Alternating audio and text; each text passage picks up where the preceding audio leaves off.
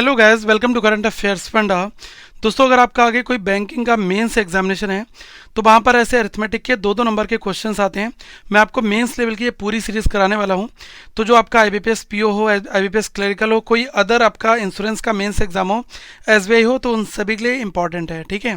और हम लोग मॉक के डायरेक्टली क्वेश्चंस करेंगे तो आपको थोड़ा सा लुक एंड फील आएगा कि एग्जामिनेशन का लेवल कैसा कुछ रहता है। और ये हमने प्रैक्टिस मॉक के फ्री टेस्ट से जो है ये क्वेश्चंस लिए। आप लोग एक काम कर सकते हैं, चाहे एसबीआई पीओ हो, आईबीपीएस पीओ हो, अदर आपके एग्जाम्स हो, तो इन सभी के लिए प्री और मेंस के एक एक फ्री टेस्ट अवेलेबल है।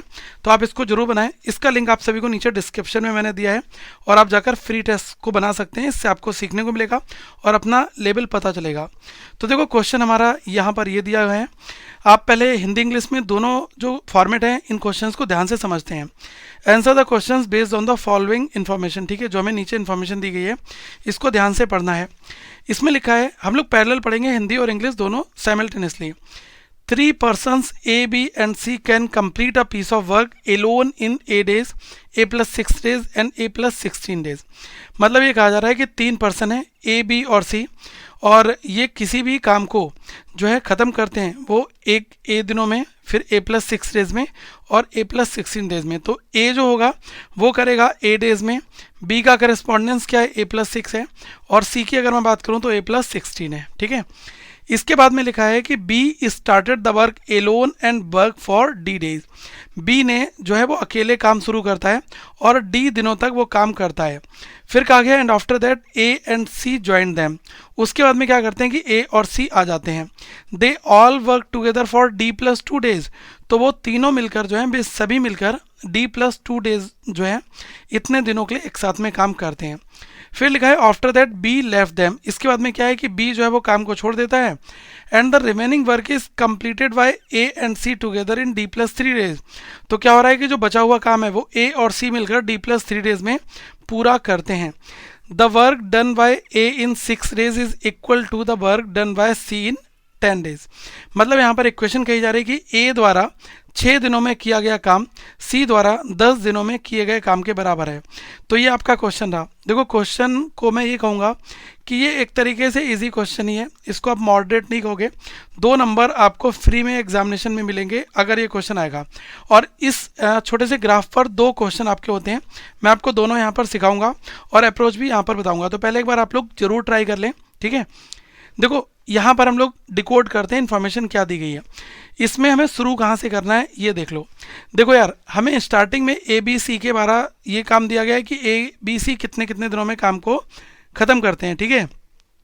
लास्ट लाइन अगर आपने पढ़ी होगी तो एक रिलेशन है। रिलेशन ये कहता है the work done by A in 6 days is equal to the work done by C in 10 days. ये इस पूरे क्वेश्चन की लाइन है।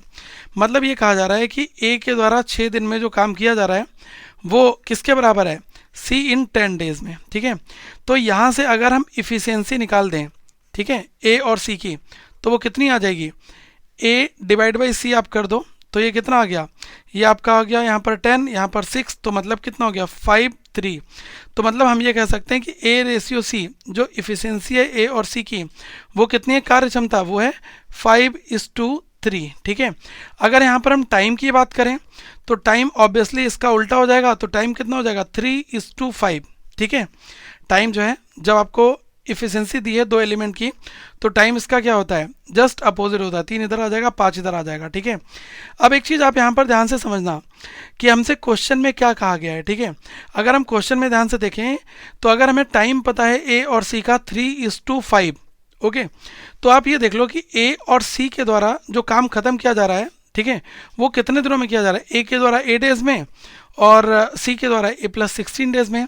तो अगर आप यहाँ पर देखो ए बाई सी आप करोगे तो ए कैपिटल ए जो है इसका 8 डेज में ख़त्म हो रहा है, सी का कितने हो रहा है, ए प्लस 16 में हो रहा है। इसका हमें टाइम दिया है वो कितना दिया है 3/5, ठीक है। तो इसको सॉल्व कर लो, ये कितना हो गया 5a और ये आपका हो गया 3a प्लस 48 और ये इधर जाएगा तो 2a बचेगा, 2a की वैल्यू 48, तो a की वैल्यू कितनी आ गई 24। आपको a की वैल्यू यहाँ पर मिल गई, ठीक है।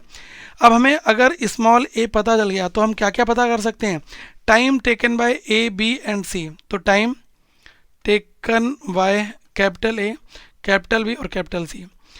देखो यार, जो कैपिटल ए है, पर्सन जो है वो ए डेज लेता है, तो ए की वैल्यू 24 आ गई, तो ये 24 हो गई। बी कितना लेता है, ए प्लस 6 लेता है, तो 24 और 6 ये हो गया 30, ये 16 हो गया, तो 24 और 16 ये हो गया 40। इन तीनों का एलसीएम ले लो, एलसीएम कितना आएगा, 24, 30 और 40 का, ये आ जाएगा 120। ठीक है, अगर मैं यहाँ से इनकी कार्यक्षमता निकाल लूँ, इफ़िशेंसी मतलब कि जो इनका पर डे है, ठीक है, वो हम यहाँ पर निकाल सकते हैं।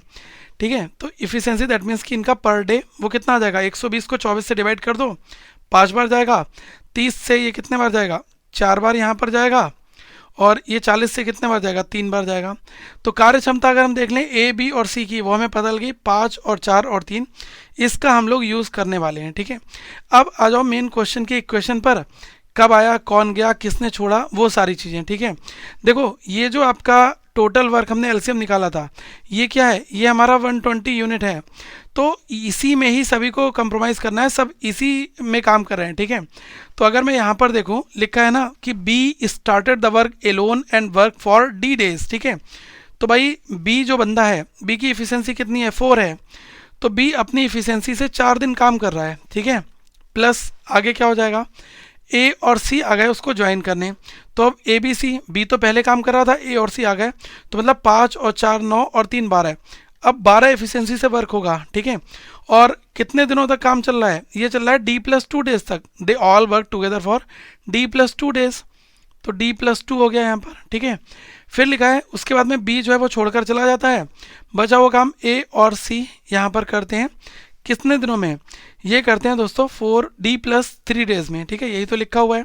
तो देखो अगर बी चला गया तो कौन कौन बचा, 5 और 3, ये 8 बचे यहाँ पर। ठीक है, तो ये जो 8 हैं वो कितने दिनों में करते हैं, D+3 डेज में। ठीक है, टोटल वर्क कितना है, ये हमने 120 यूनिट यहाँ पर एज्यूम कर रखा है एलसीएम लेकर। ठीक है, इसी फिगर पर सारे क्वेश्चन सॉल्व होंगे।